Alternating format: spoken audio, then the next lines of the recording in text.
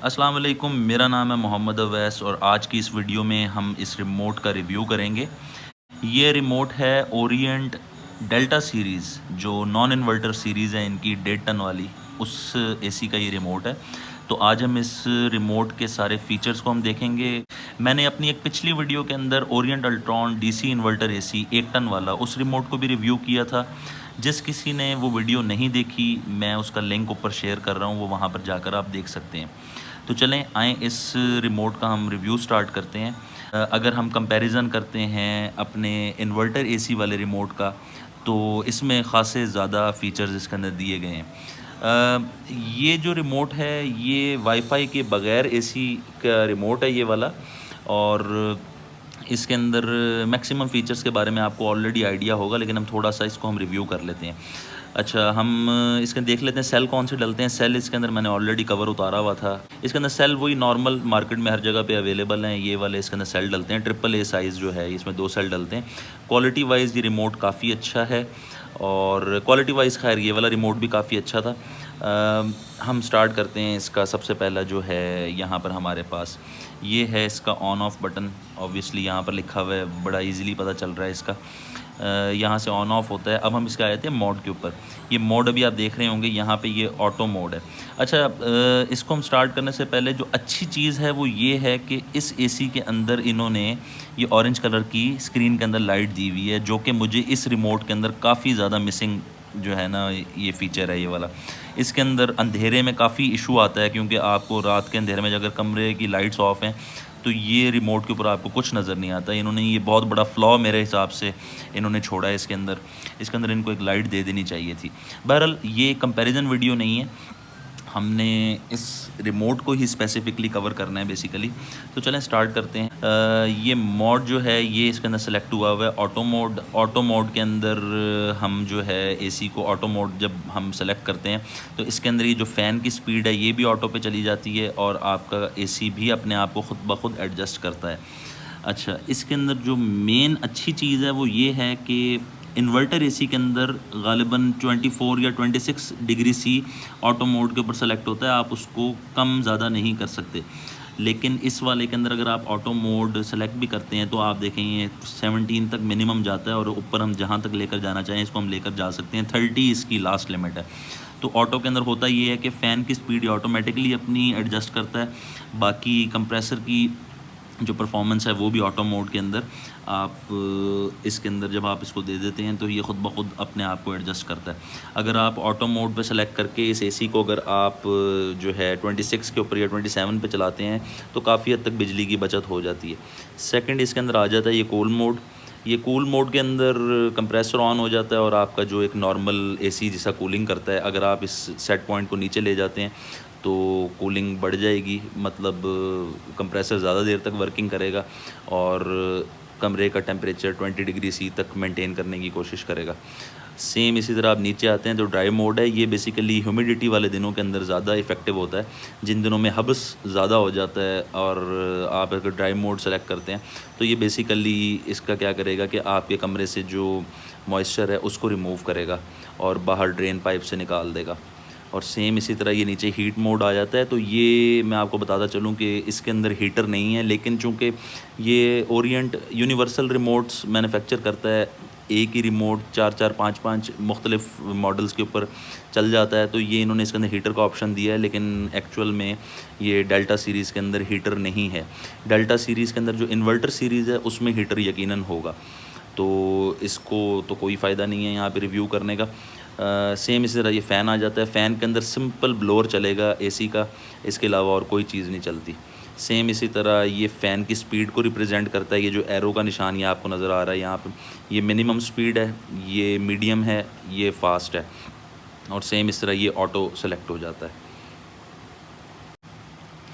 फिर इसी तरह अगर हम बात कर लेते हैं स्लीप मोड की, अगर आप इसको एक्टिवेट करते हैं तो आप ये देख सकते हैं ये चाँद और एक सितारा यहाँ पे स्क्रीन के ऊपर बना हुआ आ गया। तो बेसिकली ये अमूमन रात को सोने से पहले अगर आप चाहते हैं कि आपका एसी आपको डिस्टर्ब ना करे, कूलिंग के पॉइंट ऑफ व्यू से भी, और इंडोर यूनिट पे चलती हुई जो इसकी एलईडी इंडिकेटर है जिसके ऊपर टेम्परेचर लिखा हुआ आ रहा होता है, तो ये स्लीप मोड में ये करेगा कि वो लाइट्स ऑफ कर देगा एसी की, और कूलिंग भी उसी हिसाब से ऑटोमेटिकली एडजस्ट करेगा कि जिससे आपकी नींद भी डिस्टर्ब ना हो और एसी की इफ़ेक्टिवनेस भी उसी तरह रहे और आपकी इलेक्ट्रिसिटी की कंजप्शन जो है वो भी मिनिमम रहे। तो आप बेसिकली इसके अंदर स्लीप मोड कर देते हैं तो ये रात के टाइम काफ़ी हद तक आपका जो है ये एसी को ख़ुद ब खुद एडजस्ट करता है, और इसके फ़ैन की स्पीड जो है वो भी ख़ुद ब खुद एडजस्ट होती रहेगी। मतलब आपको बार बार उठ के कूलिंग कम ज़्यादा नहीं करनी पड़ेगी, मतलब आपके लिए डिस्टर्बिंग फैक्टर काफ़ी हद तक कम हो जाएगा। सेम इसी तरह यहाँ पर है कि ये टर्बो का बटन, ये टर्बो जो है जब आप इसको ऑन करते हैं, आप देखेंगे यहाँ पे इंडिकेशन कोई नहीं आती है इसके ऊपर, लेकिन जब ये आप इसको ऑन करते हैं तो आपको इसके एसी के इंडोर यूनिट पे ऑन या ऑफ़ लिखा हुआ आ जाएगा। जब टर्बो मोड ऑन होगा तो ऑन लिखा हुआ आएगा, जब आप इसको दोबारा प्रेस करेंगे यहाँ से तो वो ऑफ़ हो जाता है। तो अगर आप इसको ऑन कर लेते हैं तो होता ये है कि एसी की जो कंप्रेसर की वर्किंग है वो काफ़ी हद तक फ़ास्ट हो जाती है, ब्लोअर की स्पीड काफ़ी अच्छी हो जाती है। तो बेसिकली अगर आपको जल्दी कूलिंग चाहिए या आपको एसी की एयर की थ्रो ज़्यादा चाहिए तो टर्बो मोड ऑन करेंगे, लेकिन इसका साइड इफ़ेक्ट ये है कि आपके जो है ये थोड़ा सा जेब पे भारी पड़ेगा और इलेक्ट्रिसिटी कंजप्शन बढ़ जाएगी, लेकिन उसके अगेंस्ट आपको कूलिंग अच्छी मिलेगी। सेम इसी तरह ये बटन तो आपको पता ही है टेम्परेचर कम ज़्यादा करने के लिए। अच्छा, ये जो शॉर्टकट है, ये शॉर्टकट जो है इसके अंदर ये बटन ये काफ़ी अच्छा है, लेकिन इसका कोई एज सच इतना भी ज़्यादा कोई फ़ायदा नहीं है। लेकिन अगर आप शॉर्टकट अगर आप यूज़ करते हैं तो आप जैसे ही ये क्लिक करेंगे तो आप देखेंगे ये कूल और 17 डिग्री सी, मतलब ये डायरेक्ट आप किसी भी मोड पे हों, भले आपका जो है ना आपने ड्राइव मोड सेलेक्ट किया हुआ है, आपने जो है इसके अंदर सेट पॉइंट 24, 25, 26 जितना भी किया हुआ है और आपने ये चलाया हुआ है, मिसाल के तौर पे आपने ड्राइव मोड के ऊपर जो है ना 25, 26, 27 के ऊपर चला रहे हैं, तो अगर आप शॉर्टकट का बटन प्रेस करेंगे तो ये डायरेक्ट कूल पे आ जाएगा और 17 डिग्री सी पे आ जाएगा। तो आपको मतलब बार बार यहाँ से एडजस्ट करना नहीं पड़ेगा, डायरेक्ट बस आप एक बटन दबाएं तो ये ऑटोमेटिकली कूल मोड के ऊपर चला जाएगा। अच्छा, सेम इसी तरह ये टाइमर ऑन है, ये टाइमर आप इसके अंदर अपना टाइम सेट कर सकते हैं कि आप चाहते हैं कि ये 4 से 5 घंटे, 2 घंटे, 1.5 घंटा जितनी भी देर चले और उसके बाद ख़ुद ब खुद ऑफ़ हो जाए। तो आप टाइमर जैसे ही ऑन करते हैं तो आप ये बटन प्रेस करेंगे तो ये मतलब आधा घंटा, 1 घंटा, फिर प्रेस कर दें 1.5 घंटा। मिसाल के तौर पे मैं इसको 4 घंटे के ऊपर लगाकर आप टाइमर को छोड़ देते हैं तो होगा ये कि ये 4 घंटे खुद ब खुद, ये देखें, आप देख रहे हैं यहाँ पे ये यहाँ पे घड़ी भी बनी हुई है और ये ऑन लिखा हुआ है, तो मतलब आपने टाइमर ऑन किया हुआ है तो ये 4 घंटे के बाद खुद ब खुद एसी आपका ऑफ़ हो जाएगा।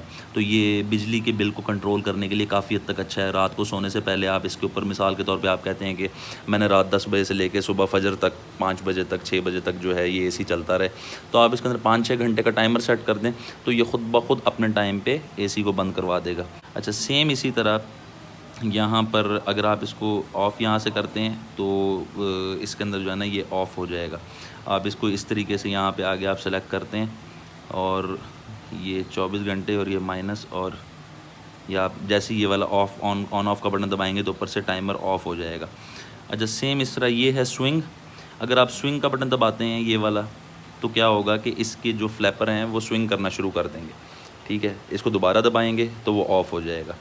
तो ये ऑन ऑफ़ करने के लिए है। लेकिन इसके साथ जो डायरेक्ट है, अगर आप डायरेक्ट के बटन से अगर आप इसको दबाते हैं तो क्या होगा कि स्विंग कंटिन्यूसली नहीं चलेगी, आप एक हद तक इसकी डायरेक्शन को सेट कर सकते हैं। मतलब एक मरतबा डायरेक्ट के ऊपर क्लिक करेंगे तो होगा ये कि ये इसके फ्लैपर एक सर्टन पोजीशन पे आके सेट हो जाएंगे। अगर आपको वो सही लगती है तो ठीक है, अगर नहीं लगती तो दोबारा आप दबाएंगे तो वो थोड़ा सा और नीचे हो जाएगा, फिर दबाएंगे तो थोड़ा सा फ्लैपर और नीचे हो जाएगा। तो जो भी आपकी डिज़ायरेबल पोजीशन है आप वहाँ पर इसको सेट कर दें और आप छोड़ दें।